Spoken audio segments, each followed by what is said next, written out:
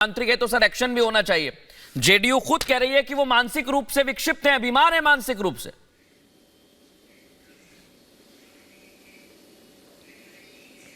देखिए, हमारी पार्टी की जो विचारधारा रही है, हमारे नेता की जो विचारधारा रही है, कार्यशैली रही है, वो सर्वधर्म समभाव वाली है।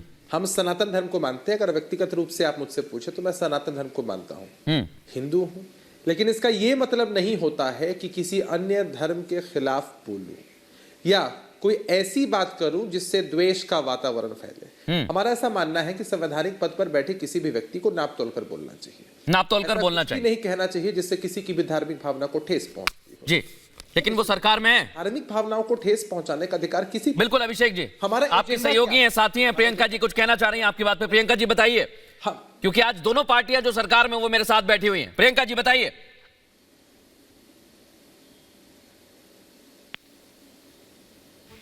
आपकी आवाज नहीं आ रही है। अभी आवाज जा रही है मेरी? बोलिए बोलिए, सुन रहा हूं मैं, बोलिए। हाँ हाँ बिल्कुल ठीक आ रही है, बताइए। ओके, क्योंकि मुझे तो आवाज इको हो रहा है। खैर, मैं जो कह रही थी कि आपको आवाज जा रहा है, बहुत इको कर रहा है आवाज। अभिषेक जी, जो बात आपने बोली है मैं प्रियंका जी से जवाब लूंगा। किसी तकनीकी खराबी के चलते उन तक आवाज नहीं पहुंच रही है। मैं चर्चा में ले आता हूं अवनीजेश अवस्थी जी को, उसके बाद मैं जा रहा हूं तारिक अहमद लारी जी आपके पास फिर आऊंगा। अभिषेक जी आ रहा हूं, एक छोटा सवाल अवनीजेश अवस्थी जी से, फिर आपके पास लौट रहा हूं मैं। अवनीजेश जी, ये पूरा टूट चुका है ये गठबंधन, ऐसा लग रहा है, क्योंकि कल तक जो कह रहे थे न्योता नहीं मिला, उन्हें न्योता मिल गया है, वो नहीं जा रहे हैं। राम पर जो सवाल उठा रहे थे अब वो कह रहे हैं राम हमारी आस्था है। पार्टी के अंदर ही विद्रोह शुरू हो गया है, तो बड़ी मुश्किल खड़ी कर देगा। कर दो अभी नहीं है फ्रेम, फटाफट बंद कर लेना। मृदुल जी, आप कह रहे टूट गया। जी जी, आपको कभी जुड़ा हुआ लगा था? ये कभी एक लगे थे क्या? तमाम इतने दिनों तक राम मंदिर की बात छोड़िए, उसके पहले कौन सा दल ऐसा था जो एक दूसरे से सहमत हुआ दिखाई देता था? आप बताइए। ये सीट शेयरिंग पे लड़ रहे थे। मुख्य मुद्दा राजनीतिक है इनका, अपनी सीटें ज्यादा जीतने का है।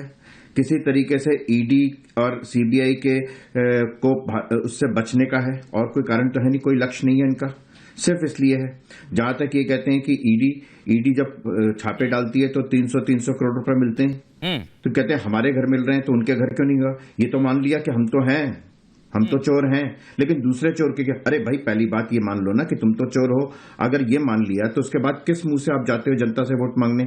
दूसरे को क्यों नहीं पकड़ा, ये बाद में देखेंगे, लेकिन आप अपने आप को तो मान रहे हो ना, पहली बात।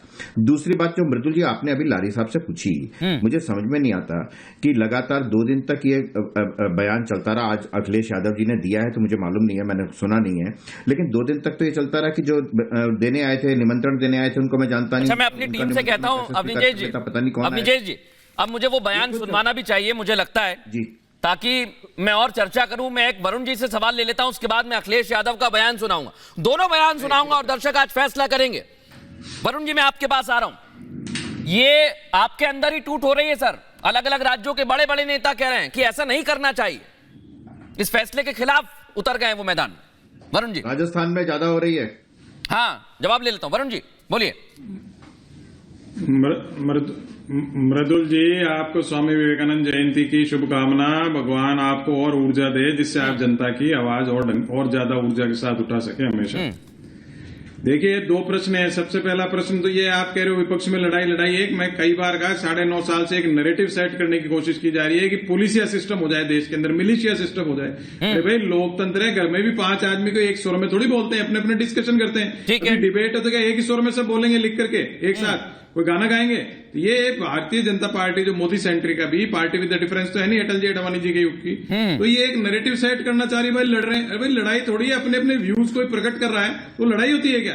ये बहुत ज्यादा डेमोक्रेसी के लिए घातक है, भारतीय राजनीतिक व्यवस्था के लिए घातक है इस प्रकार की मानसिकता। और दूसरा जो है, एक ISO सर्टिफिकेट मिलता है, वो एजेंसी खोल ली भारतीय जनता पार्टी ने कि भाई जैसे मोबाइल से बटन दबा के सबसे बड़ी पार्टी बताते हैं अपने आप को, इनके कार्यालय जाओ, एक सर्टिफिकेट लो, जब आप हिंदू कहलाओगे या भारतीय कहलाओगे। तो ये कि इनका क्या है, पूंजीवादी मानसिकता है, राइटिस्ट रहे शुरू से। ये देखिए, आस्था स्थल को पर्यटन स्थल बोलते हैं, उसको रेवेन्यू मॉडल करते हैं, टिकट लगाने की बातें करते हैं। आप मुझे बताइए, हवाई चप्पल से जो प्लेन में जा रहे थे, मुझे लगता है वही जा रहे होंगे जो कॉमर्शियल प्लेनों ने मांगी है वहां पे अयोध्या में उतरने की, चार्टर प्लेन से उन्होंने मांगी अनुमति, और जितना जिसने चंदा दिया है उनको किसको इन्वाइट किया है? वरुण जी सिर्फ एक छोटा सवाल है, इसके बाद मैं अखिलेश यादव की बाइट सुनाऊंगा और तारिक अहमद जी के पास जाऊंगा। मैं एक छोटा सा मृदुल अच्छा, अवनी जैन जी कुछ काउंटर करना चाह रहे हैं, बोलिए अवनी जैन जी, बोलिए। एक महिला ने बोलिए। छत्तीसगढ़ की एक महिला ने जो मजदूरी करती थी, उसने 20 रुपए दिए थे, उसको 22 जनवरी की प्राण प्रतिष्ठा का निमंत्रण मिला है। वरुण जी, आपकी जानकारी के लिए अगर चाहें तो मैं और ऐसी लंबी चौड़ी लिस्ट दे सकता हूं। कितनों को दिया है चंदे वालों की लिस्ट बताओ ना, उनको चंदा देने वालों को आपने आमंत्रित किया है? एक महिला का उदाहरण दे रहे हो, एक प्रतीकात्मक बुला लिया आपने। या जयपुर से नहीं मिला चंदा, राजस्थान से नहीं मिला चंदा, कितने लोगों को आमंत्रित कर रहे हैं? नहीं, ये सवाल जायज है, लेकिन वरुण जी एक मेरा सवाल था। अवनी जी एक सेकंड में आपको रोक रहा हूं। वरुण जी एक मेरा सवाल है छोटा। आपने कहा कि डेमोक्रेसी है, सबको बोलने का अधिकार है, मैं आपकी बात को मान लेता हूं, लेकिन सिर्फ एक छोटी सी बात, कल 12 करोड़ लोग आ सकते हैं। मैं आ रहा हूं अवनी जी, आ रहा हूं। बिल्कुल, बहुत लोगों को निमंत्रण गया है, उसकी लिस्ट भी मैं आपके पास आऊंगा, लेकिन वरुण जी सिर्फ एक छोटा सवाल है। जो नेता आज सवाल उठा रहे हैं, वो ये भी बोलने लगे कि ताले हमने खुलवाए हैं, तो एक तरफ क्रेडिट भी ले रहे हैं, एक तरफ जाना भी नहीं है। ये कैसी डेमोक्रेसी है? नहीं, देखिए, दो प्रश्न है। एक तो मैंने बीजेपी का पाखंड आपको बताया है, जो राजनीति के कह रहे हैं हम तो राजनीति कर रहे हैं, श्री राम भगवान के पीछे छुप के वोट लेना चाहते हैं, वोट मॉडल। दूसरा, जो आप बात कर रहे हो विपक्ष की, विपक्ष क्या है, उसकी पॉलिटिकल इंटेलिजेंस और पॉलिटिकल डेप्थ है, वो गायब हो चुकी है। अगर मैंने आपको पिछले डिबेट्स में भी कहा था, एक राजनीतिक सूझबूझ होती है, गहराई होती है। आपको क्या जरूरत थी स्टेटमेंट जारी करने की? जाएंगे नहीं जाएंगे आपकी इच्छा है, फैसला, जाओ मत जाओ। मैं आपकी साफगोई को सलाम भी करता हूं वरुण जी। आपने बड़ी अच्छे से कहा कि जो सूझबूझ होती है वो खत्म हो गई, और इसी सूझबूझ को लेकर मैं अब वो बयान सुनवाने वाला हूं वरुण जी, और इसके बाद मैं तारिक अहमद लारी आपके पास आ रहा हूं। वो बयान जिसमें चर्चा की शुरुआत हुई, तारिक अहमद लारी ने कहा कि नहीं ऐसा नहीं हो सकता है, तो अब जनता को सुनाइए जरा अखिलेश यादव के दोनों बयान, और जनता खुद फैसला करेगी। इसके बाद तारिक अहमद लारी जी आपके पास आ रहा हूं, सुनवाइए जरा अखिलेश यादव ने क्या कहा। मैं नहीं जानता हूं, न मेरा कोई परिचय है, न मेरी उनसे कभी कोई मुलाकात हुई होगी। जो परिचय वाले हैं, हमारे व्यवहार में यही माना जाता है, जो परिचय जिनका होता है वही एक दूसरे को व्यवहार देते हैं। तारिक अहमद लारी जी, आपने सुना, सवाल था कि आपको जो निमंत्रण देने आए उनसे क्या व्यवहार, तो उन्होंने कहा कि मैं नहीं जानता कौन आया, जिनका अच्छा व्यवहार होता है वही निमंत्रण देते हैं। तारिक अहमद लारी जी, बिना लाग लपेट के जवाब। हाँ, मैच उसी पे रहेगी, ठीक है। तो उन्होंने कोई गलत बात थोड़ी ना कही। वो कल मैं जानता ही नहीं कौन आया, क्योंकि कोई आया ही नहीं। आपने सवाल पूछा तो उन्होंने जवाब दिया, हो सकता कोई आया हो, लेकिन मैं नहीं जानता। तो इसमें कौन सी गलत बात कह दी उन्होंने ये कब कहा कि कोई आया था? सुनिए, ये उन्होंने नहीं कहा। मैं फिर से आपको बता दूं। नहीं सर, एक मिनट। हाँ, आप कंप्लीट करें। कैमरे हर जगह तो आप लोग एक 20 रुपए के चंदे के लिए तो आप कैमरा लेके पहुंच जाते हैं। एक 20 रुपए की चंदा जो लेडी दे रही है उसके पास तो कैमरा लेके पहुंच जा रहे हैं। और एक पार्टी के, हिंदुस्तान के सबसे बड़े स्टेट की सबसे बड़ी पार्टी के राष्ट्रीय अध्यक्ष को आप देने जा रहे हैं, तो उसके लिए कैमरा लेके नहीं पहुंचे। मुझे कैमरे पे तो बोला उन्होंने, ये कोई हाथ में तो थोड़ी बोल दिया। वेरी मच जो दोनों बाइट मैंने आपको सुनाई है, कैमरे पर ही बोला है,